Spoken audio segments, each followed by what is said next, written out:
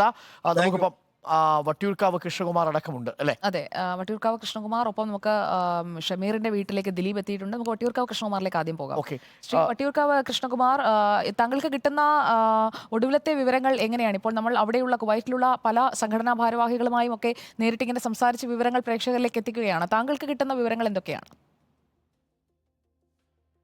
നേരത്തെ ഹബീബ് പറഞ്ഞ പോലെ 5 മണിക്കാണിത് ഈ ഒരു കുവൈറ്റിലെ ഏറ്റവും ദുരന്തപരമായിട്ടുള്ള ഒരു വാർത്ത നമ്മൾ കേൾക്കുന്നത്. ഞാൻ കഴിഞ്ഞ 20 വർഷമായിട്ട് കുവൈറ്റിലുണ്ട്, ബിസിനസ് ചെയ്യുന്നു. ഇത് ആദ്യമായിട്ടാണ് ഇത്രയും വലിയൊരു ആക്സിഡന്റ്, ഫയർ ആക്സിഡന്റ് കേൾക്കുന്നത്, കാണുന്നതും. ഇപ്പം 49 പേരോളം മരിച്ചു. അതിന് നേരത്തെ പറഞ്ഞ പോലെ 11 മലയാളികൾ ഉൾപ്പെട്ടിട്ടുണ്ട്.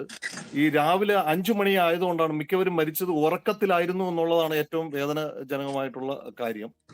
പിന്നെ കാഷ്വാലിറ്റിയും അതേപോലെ ഓരോ ഒന്നും കൂടിക്കൊണ്ടിരിക്കുകയാണ്. അദാൻ ഹോസ്പിറ്റൽ, അൽജാബിർ ഹോസ്പിറ്റൽ, ഇവിടുത്തെ എല്ലാം വലിയ ഹോസ്പിറ്റൽസിലാണ് അഡ്മിറ്റ് ചെയ്തിരിക്കുന്നത്.